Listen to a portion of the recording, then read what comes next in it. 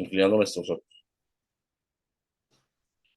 Excelentísimo Señor, buen Padre Celestial, alabamos y bendecimos tu nombre, Señor, y te damos gracias por la vida que tú nos das, por la salud que tú nos permites, Señor, y porque a pesar de que hay diferencias en el clima en esta tierra donde nosotros estamos, tú sigues estando presente con nosotros, Señor. Te pedimos que tú derrames de tu espíritu, que nos permitas abrir nuestro entendimiento y que el conocimiento que va a ser hoy vertido, Señor, no solamente lo alcancemos a comprender, sino que también, si sirve de algo, lo pongamos por obra en la iglesia. En el precioso nombre de Cristo Jesús, te pedimos esto. Amén.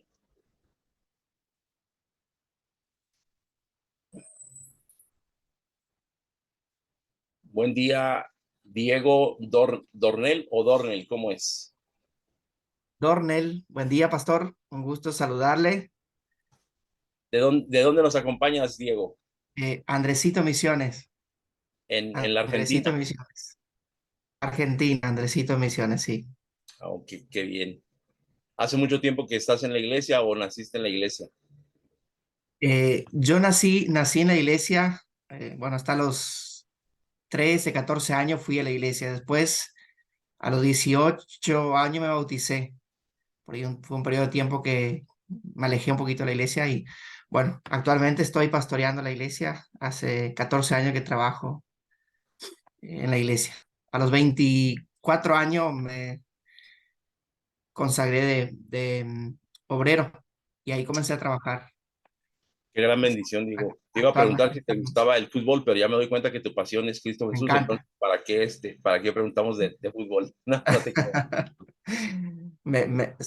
Tengo una pasión por Jesús, pero también me gusta el fútbol, pastor. Ah, qué bien. Me ¿Y gusta el eres fútbol. hincha de quién? ¿De River, de Boca? De River, del mejor equipo. El, el 12 veces campeón, dicen. No sé, así es. Sí. Pues bien, no sé si has visto los videos en diferido. Eh, no, estoy mirando las clases, me estoy poniendo al día con las clases, he mirado algunas clases suyas y bueno, eh, por ahí estoy bastante atrasado un poco con el seminario, estoy justo en asumir un liderazgo a nivel nacional en evangelismo y a nivel Argentina y me está costando bastante, estamos ahí a full, pero bueno, estamos ahí, pastor, poniéndonos al día. No pude mirar los videos que usted No, compartió. no, no, no, no te preocupes. Bueno, digo, a final de cuentas, es una ventaja que se nos da estudiar en línea. Fíjate Sí, que yo estoy, bueno, fíjense todos ustedes, yo estoy en el noveno trimestre del seminario de entrenamiento ministerial para pastor y yo siempre tomo, bueno, yo siempre trato de tomar las clases en línea porque eso de mañana las veo, no, no, no, sí, me cuesta un trabajo. O luego las miro y siento como que no estuve en clase porque no, a final de cuentas no es lo mismo estar como viendo en vivo, pero tengo muchos compañeros que van muy bien en clase y las miran diferidas y no sé cómo le hacen para organizar su tiempo, pero son buenísimos para sí, estudiar a distancia. sí, Pues, así es. pues bueno, vamos a tratar de aprender un poco de lo que es la historia de la iglesia. Hasta el día de ayer nosotros hemos visto eh, que la historia se tiene que dividir en periodos para poder estudiarse. La historia no necesariamente es lo que realmente sucedió, porque la historia es una ciencia inexacta, pero cuando se hace historiografía, es decir, cuando se estudia la historia científicamente, apoyados en la arqueología, apoyados en la antropología, apoyados incluso en cuestiones literarias y este tipo de cosas, pues entonces es que la historia cobra vida y entonces sí se puede entender como una ciencia exacta cuando se hace historiografía. Y bueno, hasta el día de ayer nosotros hemos mirado que la doctrina significa enseñanza, pero muchas ocasiones se confunde con dogmas, ¿no? Y bueno, pues hemos visto el debate histórico, es decir, históricamente, hablando de doctrina, los esenios, los saduceos y los fariseos, pues tenían una forma de pensar y de ver las cosas que influyeron sobre el pensamiento judío, ¿no? Y en tiempo de los macabeos es que se dan estos tres, vamos a llamarle así, partidos judíos entre el profeta Malaquías y el profeta Juan, hay 400 años de diferencia, en donde se dice la época del silencio, pero pues es mal llamado así porque a final de cuentas, si bien es cierto que no había un profeta, la verdad de las cosas es que sí se pensaba estar cerca de Dios, si no, no hubiesen surgido los saduceos, no hubiesen surgido los esenios y no hubiesen surgido los fariseos. Los tres tienen muchas cosas que ver, pero por ejemplo, los fariseos pensaban y creían en la resurrección y aceptaban el Antiguo Testamento como su canon y su libro de estudio, mientras que los saduceos solamente tomaban el Pentateuco como su libro original y no creían en la resurrección y estaban opuestos a los fariseos.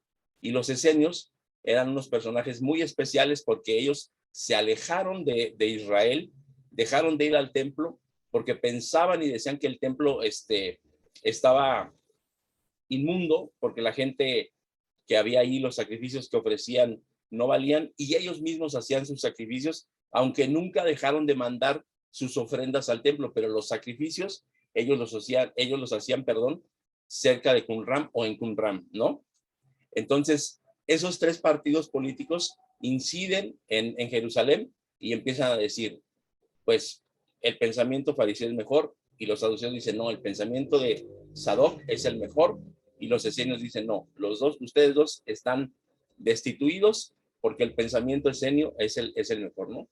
Entonces, se piensa que Jesús tiene muchísima más influencia esenia que farisea o que sadoquista, pero a final de cuentas, por haber sido la doctrina de Jesús ecléctica, es decir, por haber tratado de conjuntar a los tres partidos para ofrecer su doctrina y la interpretación de su pensamiento, pues se cree que en mayor grado, él tenía como que incluso se llegó a pensar que él fue formado en los esenios, cuando él se pierde entre los 5 y los 12 años, parece que se fue a formar con los esenios porque ellos adoptaban jóvenes para ser educados y para ser enseñados en Qumran, y además eran copistas de los escritos judíos.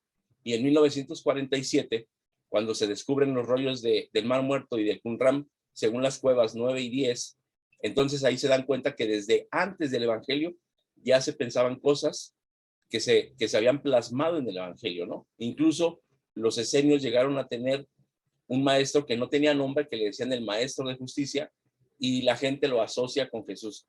Pero es aquí donde empezamos nosotros a darnos cuenta que eso es historia y la historia es inexacta. Pudo haber sido verdad, pudo haber no sido verdad. ¿Qué hace falta? Pues que la historiografía haga su parte.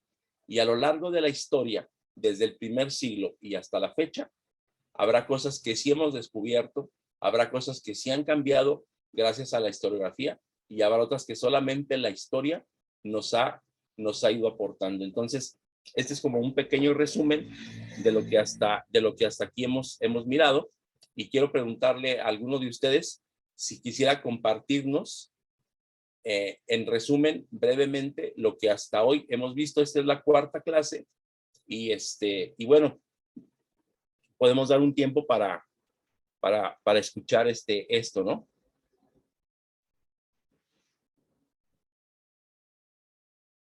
Por ahí la clase que estuve mirando, pastor, justo lo que usted comentó al principio, en la parte de la que antes era doctrina y después, bueno, se tomó como enseñanza, ¿no? Me llamó mucho la atención porque, o sea, la doctrina tiene un fin y la enseñanza tiene un fin, sería, ¿no? En el sentido de que la enseñanza tiene que ver con ayudarnos a cambiar, con ayudarnos a ser diferente. En sí la enseñanza nos debe llevar más cerca de Dios, o sea, modificar nuestras vidas. Y la doctrina es como que algo, bueno, lo daban y tenés que respetar y porque tenés que respetar.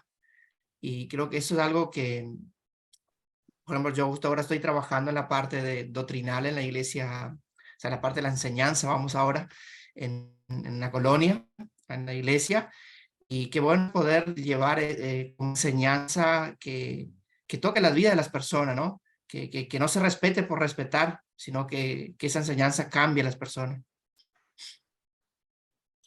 Exacto.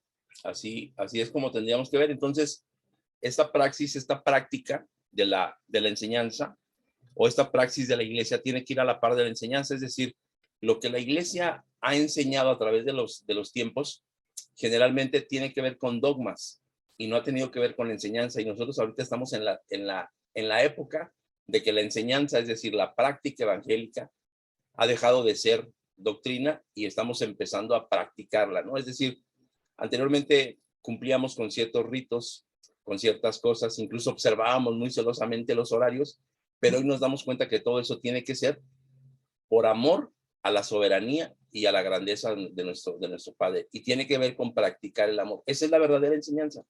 Sí, Entonces, a lo largo del tiempo nos hemos dado cuenta que de alguna manera nos hemos equivocado poquito, y es a lo que se le llamó históricamente herejías, ¿no? Porque estamos formados de errores, y herejía no es que sea un pecado. Herejía, vamos a suponer que es un cuadrado de 1 por 1 por 1 por 1, y llega un nuevo pensamiento que mide 1.5 por 1.8 por 1.9 por 1.4 y no cabe en el pensamiento cuadrado que se tenía. Entonces la gente decía, es herejía. Es decir, no cabe dentro de nuestras formas de vivir. Y más allá de decir, ay, es pecado, la herejía significa no cabe dentro del canon establecido, o no está cuadrado, es redondo, o está achatado, o está ovalado, pero no cabe dentro de esta forma de pensar que tenemos. Actualmente nosotros nos damos cuenta que esa forma de pensar cuadrada que teníamos hoy tiene muchas aristas, tiene muchos cantos, ¿no? Tiene muchos aspectos finos que quizá los pasamos por alto. Entonces, pasa el tiempo y llega la edad media, y la Edad Media empieza con el Edicto de Milán. El Edicto de Milán tiene que ver con que se acabe la persecución, ¿no? Empiezan a perseguir a los cristianos, y entonces en Milán se hace un edicto para que esa persecución se termine, pero nace la Edad Media. Y la Edad Media es donde empieza a tomar poder la Iglesia imperial, es decir, el Imperio Romano toma la Iglesia, y el escritor de la historia dice, a mí me parece muy grave las decisiones que se están haciendo al interior de la Iglesia, es decir, la Iglesia que se conocía en aquel tiempo en Antioquía, en Pisidia, en aquellos lugares helenísticos y el Imperio Romano, lo toma Roma, pero hay una separación del judaísmo. ¿Por qué? Porque entonces la gente se empieza a dar cuenta que las prácticas judías, que las prácticas cristianas tienen que ver con aquellos que crucificaron a Cristo Jesús. Y el mundo no quiere saber nada de eso. Entonces el Imperio Romano toma esos conocimientos y esas prácticas y los tropicaliza y los hace imperiales. Y entonces los separa, y ahí empieza otro gran problema. ¿Por qué? Porque ahora los librepensadores judíos, Filón de Alejandría, Clemente de Alejandría, todos aquellos que escribieron, incluso Flavio Josefo fue un escritor fariseo judío, pero se cambia el nombre porque Roma lo captura y lo va a matar. Y al emperador al cual está en turno, él le dice, todavía no era el emperador, simple y sencillamente era un comandante de las Fuerzas Armadas de Roma, y le dice, tengo una profecía para ti, y resulta que tú vas a ser el próximo emperador de Roma. Con el tiempo se convierte en emperador de Roma, y le perdona la vida, pero se cambia el nombre. Deja de ser aquel judío y se pone Flavio Josefo. ¿Por qué? Porque en el tiempo de la época flaviana de los tres Flavios, él es cuando es agraciado con esta indulgencia. Incluso le dan tierras en Roma, le dan una residencia en Roma, y empieza a ser el escritor de Roma, ¿no? No solamente pasó eso, sino que Filón este personaje, Flavio Josefo, cuando comanda unas fuerzas armadas que defiende una ciudad amurallada cerca de Jerusalén, los romanos los tienen sitiados, y su grupo muy cercano y él escapan, y entonces se van a un monte, una montaña, y entonces ahí echan suertes para empezar a suicidarse. Pero el suicidio desde entonces ya se conocía como un pecado, y Flavio Josefo los convence de que no se suiciden. Mejor hay que empezar a matarnos entre nosotros, y empiezan a echar suertes hasta que llegan y los capturan, y entonces a él lo consideran un traidor porque no tuvo la gallardía de matarse antes de ser capturado. Eso lo saben los judíos, y entonces empiezan a decir, ese Flavio Josefo es un traidor al judaísmo, pero fue un fariseo. Fue un fariseo que se convirtió al Imperio Romano. Entonces eso era considerado como una alta traición. Pero a final de cuentas él tuvo la oportunidad de escribir sobre Jesús. Si Flavio Josefo no hubiera incidido de esa manera como apareció en la historia, hoy nosotros tendríamos duda del Jesús histórico. Es decir, los evangelios nos hablan de Jesús, la Biblia nos habla de Jesús, pero también hay libros de historia que hablan de Jesús, gracias a Flavio Josefo. Entonces, pudiera parecer que fue traidor y todo esto, pero si ese hombre no habría hecho eso, entonces no conoceríamos nosotros algo del Jesús histórico, ¿no? Porque él en sus libros, La guerra de los judíos y antigüedades de los judíos, ahí podemos darnos cuenta de esta parte. No sé si quisiera hacer algún comentario, hermana, a ver, antes de continuar con la clase de hoy. Bueno, yo ayer me quedé pensando, pastor, bueno, yo el del resumen no voy a decir porque usted ya nos dijo todo lo que cuando arrancó con el pastor Diego Dornel, así que, no, pero ayer yo estaba revisando mis notas de vuelta y me llamaba la atención cuando usted nos hablaba sobre Jesús y su pensamiento, y el segundo punto, si no mal recuerdo, usted decía, o bueno, decía la diapositiva, que Jesús era o fue profundamente religioso, y que su religiosidad era profundamente judía. Hablando de la religiosidad, yo creo que todos tenemos o vivimos una religiosidad de alguna manera. ¿Hay algún punto en el que uno pueda considerar que puede ser una religiosidad sana y una religiosidad que no lo es? Porque por ahí siempre solemos tenerle miedo a la palabra religiosidad, ¿no? Es que somos muy religiosos, ¿no? Entonces, no sé, a veces como que hace un poco de ruido. ¿Hasta qué punto uno puede decir es una religiosidad sana? Hablando en el caso de Jesús, creo que él no tenía problema de encontrar el equilibrio, ¿no? Pero de nosotros como seres humanos, es una pregunta que yo tengo para usted. Sí, creo yo que en ese sentido sí hemos sido religiosos en el estricto sensu de la palabra, es decir, en el propio sentido de la religiosidad.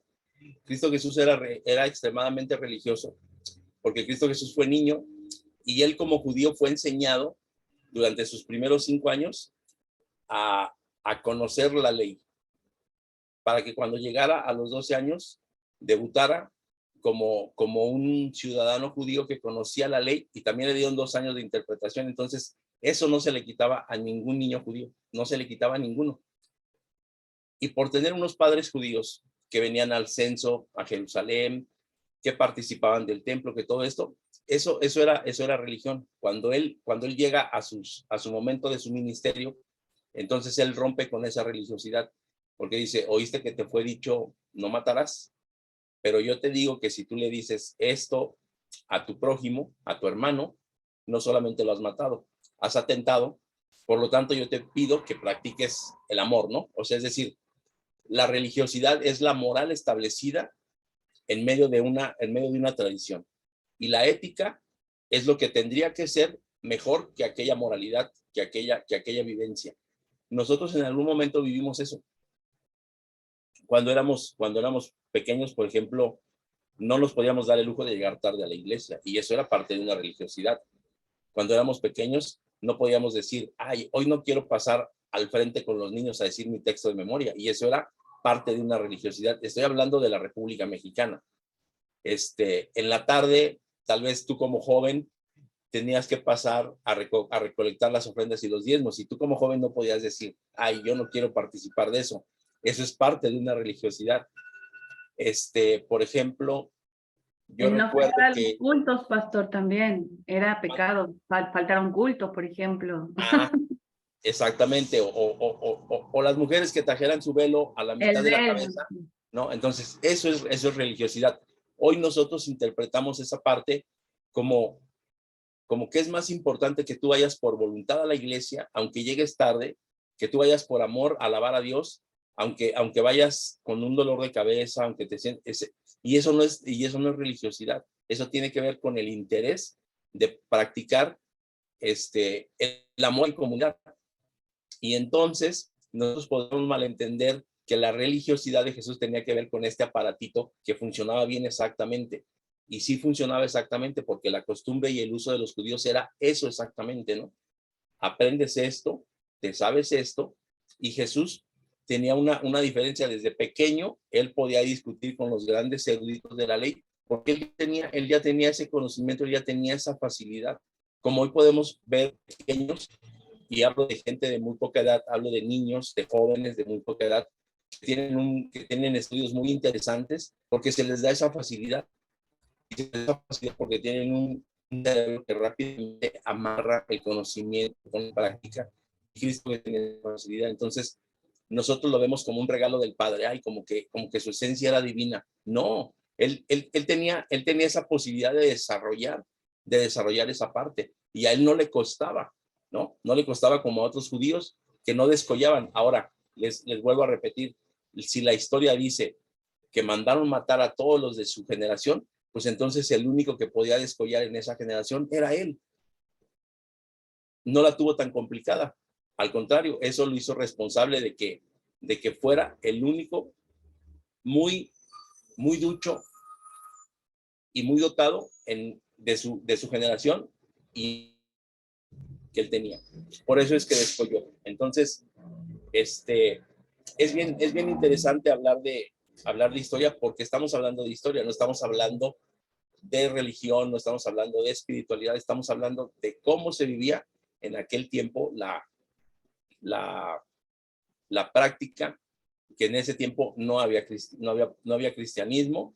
Cristo Jesús seguía siendo, bueno, Jesús, porque estamos hablando del histórico, Jesús era un judío.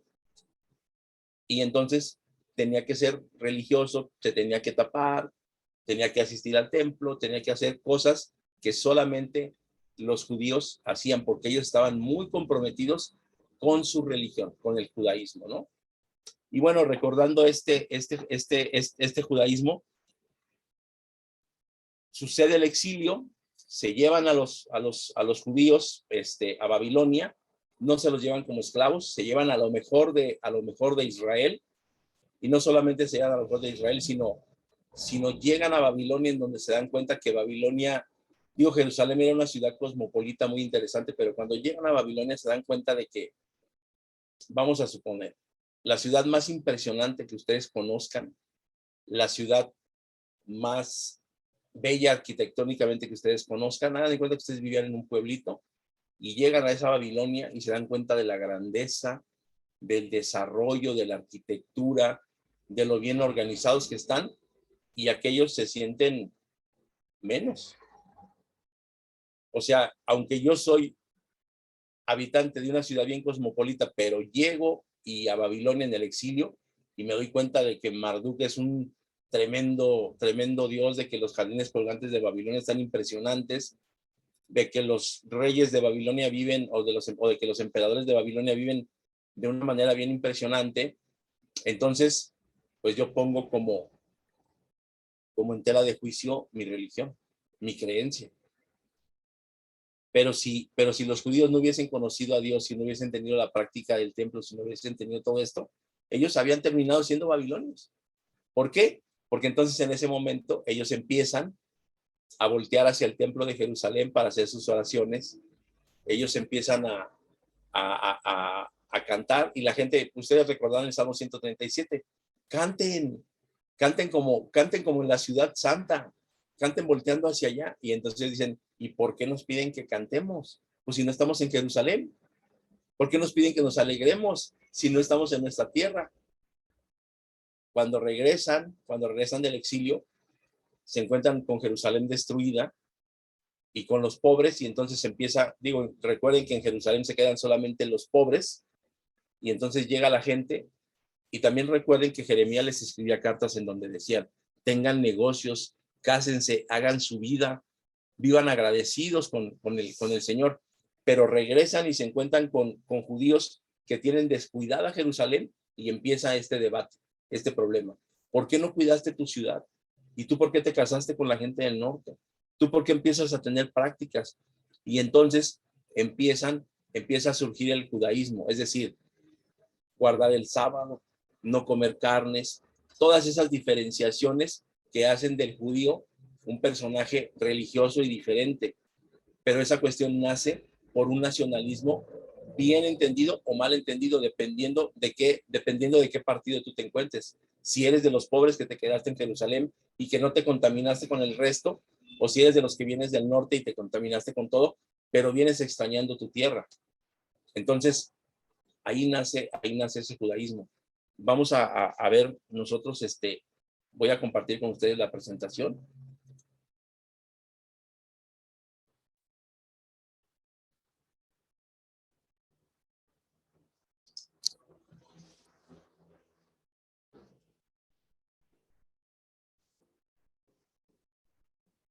Y bueno, pues estamos en la clase de historia de la iglesia y vimos al principio que los temas a tratar en la materia, desde la teología histórica, el debate histórico que lo acabamos de mirar un poquitito, y el periodo patrístico que va desde el año 100 hasta el 400 después de Cristo. Hemos hecho un pequeño resumen de lo que ha pasado en ese tiempo y, pues bueno, estamos en el momento crucial entre cristianismo y judaísmo. ¿Cuál es su fuente principal? Y bueno, pues nos la acabamos de preguntar. ¿Qué si la religiosidad de los judíos? ¿Qué si la nueva ideología que todavía no se conocía como cristianismo, pero que nosotros históricamente sabemos que así empezó a suceder? ¿Cuál es su fuente principal? También es importante señalar que la principal fuente de la doctrina no es la especulación teológica, sino son el culto de la iglesia y la realidad. Con frecuencia los eruditos se refieren a este principio como lex orandi es lex credendi, es decir, la regla del culto se convierte en la regla de la creencia según surgen de la vida práctica y de la vida eclesial. Por ejemplo, el bautismo en la iglesia primitiva. ¿Cómo se bautizaba en la iglesia primitiva? Pues a través de una inmersión. No sé si en Argentina se llegaron a celebrar la fiesta de las cabañas, que era una tradición judía, o la alabanza carismática. Vamos a suponer, si ustedes o si nosotros vamos y asistimos a un templo pentecostés, la alabanza va a ser muy distinta a la alabanza que nosotros como iglesia de Dios tenemos. ¿Cuál es la doctrina y cuál es la fuente de esta doctrina y de esta teología? Lo que se vive en el templo, ¿no? Por eso el lex orandi es lex credendi, es decir, lo que sucede en el culto es lo que debe de ser como parte de esa práctica y de esa vida eclesial. Entonces, lo que vivían los fariseos en las sinagogas y que rechazaban los saduceos, pues ahí surgía un problema. Los fariseos creían en la resurrección, los saduceos no lo creían, venían los esenios y peleaban con ellos. Incluso nosotros podemos darnos cuenta que ellos vivían alejados de las ciudades y Juan el Bautista vivía alejado, vivía en el desierto, entonces también tiene una cierta influencia esenia. Juan el Bautista les echa en cara a los saduceos y a los fariseos su forma de vivir la religiosidad. Entonces eso pareciera ser que también fue como parte del partido de los esenios, ¿no? ¿Y cuál es la principal fuente de esto? Pues la forma que se tiene de vivir la religiosidad en el culto, la forma que se tiene de vivir la religiosidad en la sinagoga, la forma que se tiene de vivir la religiosidad en la familia. Entonces, chequen esto. La forma de vivir tu religiosidad en tu hogar, la forma de vivir la religiosidad y de pensar la religiosidad en tu familia, en tu casa, en tu iglesia, en la sinagoga, no combinan a veces con la forma de vivir la religiosidad, la creencia teológica de los demás. Y aquí empieza a surgir una principal diferencia en cuanto a la doctrina, ¿no? Cristianismo y judaísmo se separan. Dice, no tenemos fecha de independencia del cristianismo se era judío de un nuevo grupo que seguía al Mesías el Nazareno, y este era Pablo. Entre el año 6 antes de Cristo, que nace Cristo Jesús, y el año 66, que mueren los apóstoles como Pedro y Pablo, hubo 24 pretendientes de Mesías en Israel, incluido Cristo Jesús, incluido Juan el Bautista, que se le consideraba como Mesías. Recuerden ustedes que vinieron algunos discípulos y le preguntaron, ¿quién es el Mesías? Y le preguntaban a Juan el Bautista, ¿eres tú? Y él decía, no, no soy yo. Vayan y pregúntenle a aquel, porque aquel verdaderamente es el Hijo de Dios, ¿no? Esa expresión la hace cuando viene en aquella fila interminable de gente que se bautizaba. Este es verdaderamente el Hijo de Dios, el Mesías enviado. Pero también recordemos, por ejemplo, a Judas Macabeo, a ciertos celotes que pretendían ser ese Mesías de Israel. Y aquí quiero comentarles yo algo. Los fariseos eran quienes nombraban a ese Mesías, y ese Mesías no tenía que ver con el Mesías que nosotros conocemos, es decir, no tenía que ver con un príncipe de paz, no tenía que ver con un rey de reyes y señor de señores, tenía que ver con un guerrillero que tenía como responsabilidad máxima liberar a Israel de la opresión romana. Y generalmente los fariseos eran los que nombraban al Mesías, pero si ese Mesías era derrotado, ¿qué creen? El fariseo era excomulgado de aquella religiosidad que ostentaba. Entonces, era bien complicado ser religioso fariseo en esos días, porque si de pura casualidad tú fallabas, pues entonces eras excomulgado porque le habías echado una mentira a la religión en turno, ¿no? El concilio de Antioquía en el 49 después de Cristo, los gentiles en las sinagogas hacía 3 siglos, y este culto estaba ya abierto a los prosélitos y a los temerosos de Dios. El universalismo empieza a ser incipiente y después viene la destrucción del templo. ¿Qué tengo que decir aquí a este respecto? Ayer hablábamos de quién dio a conocer más ampliamente y más grandemente el cristianismo.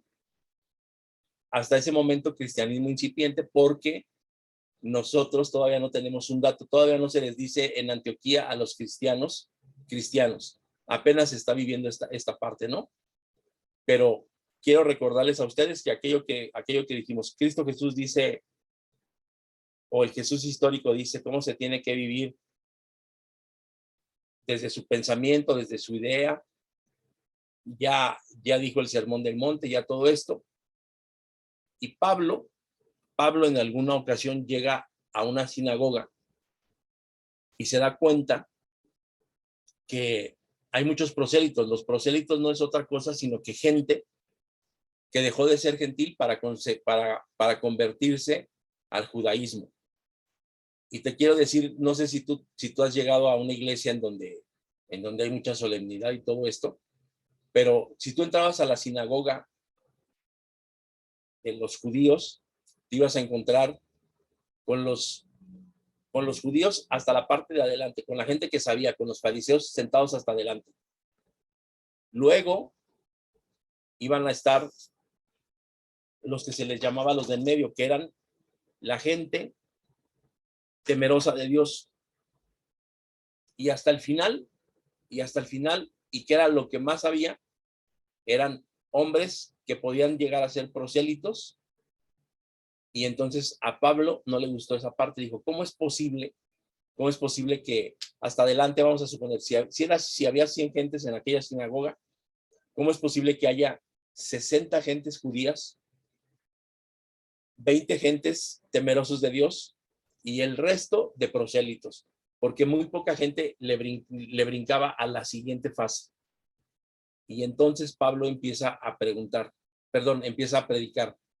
no necesitas circuncidarte, no necesitas hacer ciertos ritos judíos, lo que tú tienes que hacer es entregar tu corazón, es practicar amor. ¿Por qué? Porque Pablo se dio cuenta que la práctica del amor, que la práctica de la misericordia y que extender la gracia era lo que salvaba al mundo, era lo que te incluía en el reino que había llegado hasta ese momento. Lo que ayer platicábamos. Jesús se lo platica a sus discípulos, los discípulos se lo platican a la segunda generación como Bernabé y los demás, y Bernabé se lo platica a Pablo, y Pablo toma esto y dice, esta es una bendición para todos. Nosotros somos judíos y nosotros el Señor va a bendecir a todos, pero la salvación del evangelio es universal. Por eso se dice que el universalismo incipiente empieza a nacer, pero sucede que entonces les destruyen el templo. ¿Qué va a pasar ahora con mis pecados? El templo está destruido, no hay templo. ¿En dónde van a ofrecer sacrificio por mis errores? ¿En dónde van a ofrecer sacrificio por lo que yo hice mal?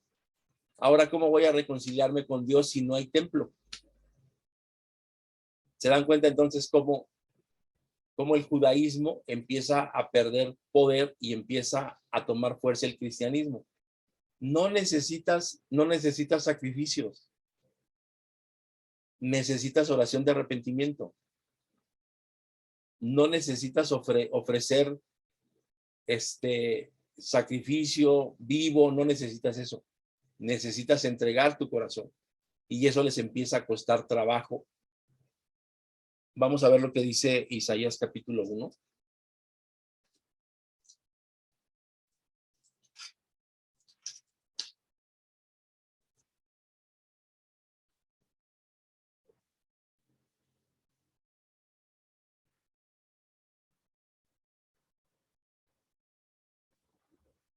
Y bueno, pues todo el capítulo habla de sacrificios, pero termina diciendo, ¿no?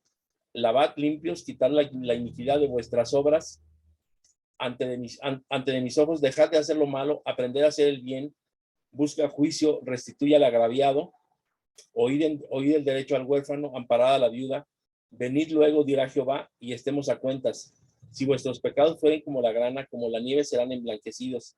Si fueren rojos como el carmesí, vendrán a ser como blanca lana. Y si quisieres y oyereis y comiereis el bien de la tierra, si no quisieres y fuereis rebeldes, seréis consumidos a espada, porque la boca de Jehová lo ha dicho. ¿Cómo te has tornado ramera, oh ciudad fiel? Llena estuvo de juicio, en ella habitó la equidad, mas ahora son homicidas. Es toda una narración, toda una oda de los pecados y de las fallas de un pueblo, ¿no? Pero entonces ahora están en un problema porque ahora ya no hay templo.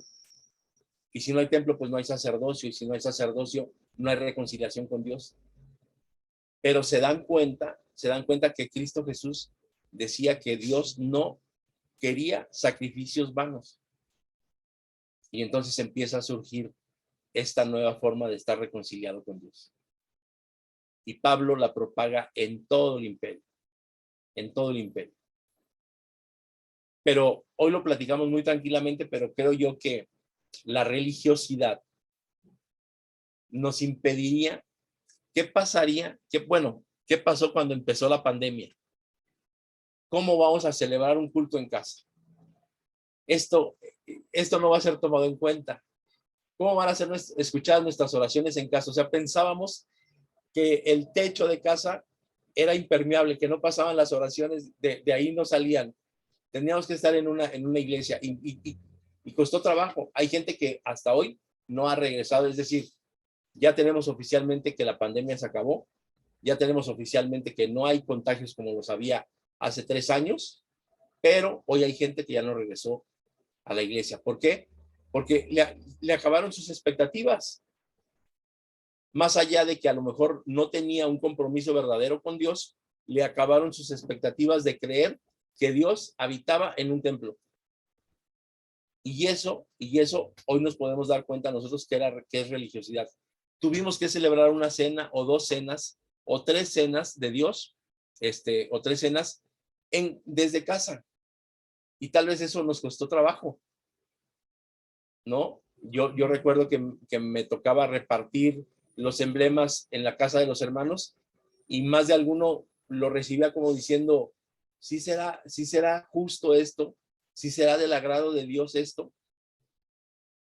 Y nosotros tuvimos que entender que nuestra religiosidad, que nuestros símbolos, que nuestros emblemas podían llegar al hogar.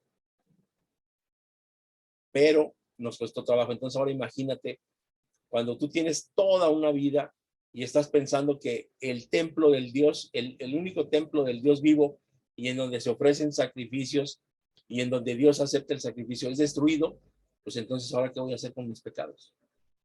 Está complicada esta manera de vivir esa religiosidad que hasta ese entonces se vivía. Los ebionitas eran los cristianos judíos que guardaban la ley hacia el siglo I y el IV después de Cristo. Jerusalén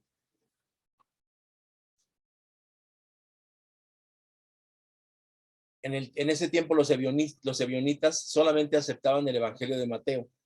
Los gentiles van siendo la mayoría en las iglesias y esto es clave, ¿no? ¿Por qué? Porque Pablo les habló a los gentiles y aquí hay un símbolo que marcó mucho el problema entre Pedro y Pablo. ¿Cuál era ese problema? Que se hicieran judíos, que para poder ser cristianos antes tendrían que tener símbolos judíos, es decir, que se circuncidaran, que se limpiaran, que cumplieran con ciertas cosas, pero aquí les quiero comentar que está bien complicado. Yo no sé si ustedes lo sepan, pero hacerse una circuncisión a los 18 años, es decir, cuando tú no eres un bebé, es un acto, pero tremendamente doloroso. No sé si a ustedes sepan que por necesidad, yo tengo un primo que por necesidad a los 22 años lo tuvieron que circuncidar por salud. No. El hombre caminaba con los pies abiertos, duró como 20 días que no podía moverse. O sea, es un acto atentatorio contra la integridad física humana, que solamente se animaban a practicar los judíos y los egipcios, pero lo hacían desde pequeños. Ahora tú imagínate el problema entre Pedro y Pablo. No, pues si él quiere participar de la sinagoga y de las cosas de Dios, tiene que ser judío, tiene que ser prosélito, tiene que cumplir con ciertos ritos. Y entonces Pablo empieza a hablar, no, la circuncisión tiene que ser del corazón, es decir, tus manchas, tus pecados, tus cuestiones que te ponen en tela de juicio sobre tu religiosidad o tu amor con Dios, tiene que ser circuncidado tu corazón, no el prepucio. Porque a final de cuentas eso era muy doloroso y hoy todavía sigue siendo doloroso y traumático. Entonces había gente, por eso cuando Pablo se mete a las sinagogas y se da cuenta que la gente que se siente en medio es la mayoría porque son prosélitos que no quieren llegar al judaísmo, dice, yo tengo que empezar a practicar y hablar misericordia para estos que sean incluidos en la salvación. Y ahí empieza el problema con Pedro y con Pablo. Entonces, esta es una manera también complicada entre que el cristianismo y el judaísmo se están empezando a fusionar, pero no se sabe cómo hacerlo. No se tiene una práctica adecuada, no se tiene una práctica clara. Alguien solamente quiere decir, no, a nuestro Dios le gusta esto y esto se tiene que seguir haciendo. Y Pablo dice, no, a Cristo Jesús, claro que respetó y honró a su Padre, pero el amor está por encima, el amor y la gracia están por encima de todas las cosas, más allá de los ritos. Entonces, esto empieza a conformar el pensamiento de la época. Cristianismo y judaísmo, la ruptura del judaísmo. Ante esta problemática de la iglesia, ya estamos hablando ya para el 107, Ignacio de Antioquía en el 107 después de Cristo afirma que se abandonen las cuestiones judías. Esto no le gusta a donde hay comunidades mayoritariamente judías. Es decir, recuerden ustedes que los principales practicantes del cristianismo eran judíos, pero como se guardaban todavía ciertos ritos como el sábado, como la cena en 14 de Nisan,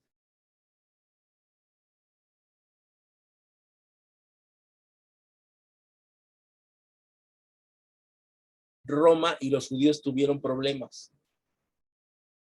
Y recordemos que para este entonces ya destruido el templo, ya muerto Pablo, ya muerto Pedro, ya no hay quien pueda, como decir, a Cristo Jesús le hubiera gustado esto y esos líderes ya no existen. Ahora está Ignacio de Antioquía. En la iglesia de Roma inicia el proceso de ruptura con el judaísmo hacia el 117. ¿Por qué? Porque inician guerras judías y inician exilios de Roma entre el 114 y el 117 después de Cristo. Su rebelión se da en la diáspora por la promesa de los partos de construirles un tercer templo. Lo mismo les promete Roma, pero no les cumple. Los judíos quedan como traidores al imperio y los cristianos no querían verse así también. Esto lo podemos ver en Primera de Pedro 3. Entonces, Ignacio de Antioquía, aquí dice San Ignacio, pero pues es Ignacio de Antioquía, nace en el 35 después de Cristo, fue discípulo de Pablo y de San Juan y obispo de Antioquía. Entonces, imagínense, así como Pablo fue criado a los pies de Gamaliel, imagínate, Ignacio de Antioquía lo evangeliza Pablo y también Juan le da a conocer el evangelio y termina siendo obispo, es decir, como pastor de la iglesia. Fue el primero en llamar a la iglesia católica, es decir, universal, y no católica en el sentido de una asociación religiosa, sino católica en el sentido de la universalidad, es decir, todo el imperio de aquel tiempo era católico, es decir, el imperio era universal, no había un imperio otomano, solamente había un imperio romano, no había un imperio seleucida, solamente había un imperio romano, no había varios imperios gobernando el mundo, por lo tanto, el imperio romano, como era el único y establecido en el mundo, pues era de carácter universal. No se conocía América, no se conocía Australia, solamente se conocía esa parte oriental del mundo y Roma gobernaba sobre todo aquello. Por eso Ignacio de Antioquía empieza a llamarle a esta universalidad. ¿Por qué? Porque el cristianismo y las prácticas cristianas se empiezan a dar y se empiezan a conocer en todo el orbe hasta ese momento que existía. Dice el 3, por negarse a adorar ídolos paganos, fue condenado a muerte hacia el 107. Empieza a haber problemas con la idolatría, ¿no? Y entonces Ignacio de Antioquía dice, no, nosotros no practicamos la idolatría, nosotros no creemos en santos, nosotros no adoramos imágenes, y entonces es condenado a muerte en el 107. En su traslado y ejecución de Siria a Roma, escribió 7 cartas sobre la doctrina de la iglesia, es decir, sobre la enseñanza. Sus escritos hablan de la construcción de la iglesia y de lo que implica la vida cristiana. Tras ser devorado por las fieras como castigo, recibió en Roma la corona de su martirio. ¿Ustedes recuerdan quién fue el primer mártir cristiano que conocemos?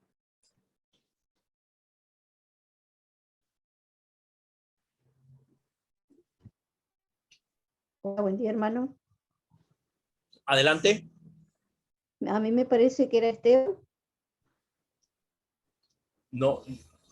No, bueno, perdón. Adelante, hermana Betty, no le escucho, adelante. No, me parecía ser que era Esteban. Esteban.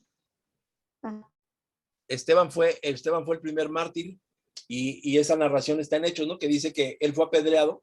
¿Por qué fue apedreado? Por defender la enseñanza, la doctrina de Cristo Jesús. así es, hermano. Entre la muerte de Esteban y el 107 hubo muchísimos mártires. No sé si ustedes por ahí tengan la oportunidad de leer los Hechos de Tecla. Fueron cristianos que vivieron en la época de la Roma imperial, en el tiempo del Coliseo romano, y la forma de vivir de estos cristianos era muy extrema, ¿no? Porque recordemos que hasta ese momento había gente que muy fácilmente podía cambiar de judaísmo a cristianismo para no meterse en problemas. Vamos a suponer, yo soy cristiano del primer siglo y me dedico a hacer zapatos. Para que Roma me dé permiso de hacer zapatos, yo tengo que pertenecer a una cofradía. Es decir, al partido de los zapateros romanos. Pero pertenecer a ese gremio implicaba que yo aceptara las creencias del Imperio Romano. Y entonces yo miraba mi economía y decía, o comen mis hijos y guardo mi religión, o simple y sencillamente me hago parte del partido de los zapateros y voy a preservar mi economía, no me voy a meter en problemas con el imperio, y a lo mejor me doy cuenta que Dios, cabe la posibilidad de que me puede perdonar mis fallas, y entonces para ese tiempo era muy fácil cambiar de bando, por tal de no tener los problemas, así como lo hizo Flavio Josefo en su tiempo, así se podía hacer en este tiempo. O sea, yo podría dejar yo ya no tengo este problema. Yo, pues sí, creí en el judaísmo, pero ya no lo practico. Pero eres cristiano, o sea, empiezan a formarse los llamados cristianos en Antioquía, pero tienes prácticas cristianas, sigues a Jesús, sigues la enseñanza de Pablo. Sí, pero yo ya pertenezco a esta cofradía o a este gremio de los zapateros y no tengo problema. Entonces ahí empieza a haber gente de doble ánimo. Gente que sí y gente que no. Entonces, ser cristiano era como vivir o practicar un deporte muy extremo, ¿no? Y recordemos, la diáspora no es ningún exilio. La diáspora es la dispersión de toda esta gente que está en Jerusalén, porque se van de Jerusalén porque ya no hay templo y porque llegaron los romanos a ponerse y a pararse ahí. Entonces, los judíos salen de aquel lugar. Les prometen que les van a construir un tercer templo, los partos les fallan y hay un problema con los romanos, ¿no? Estamos en la primera hora de clase, regresamos dentro de 15 minutos. Son bueno, yo aquí tengo las 6:57, regresamos a las 7:15 y allá serían las 9:15 con ustedes, ¿cierto? 10:15, pastor. Bueno, regresamos en 15 minutos. Perfecto, gracias. Adelante.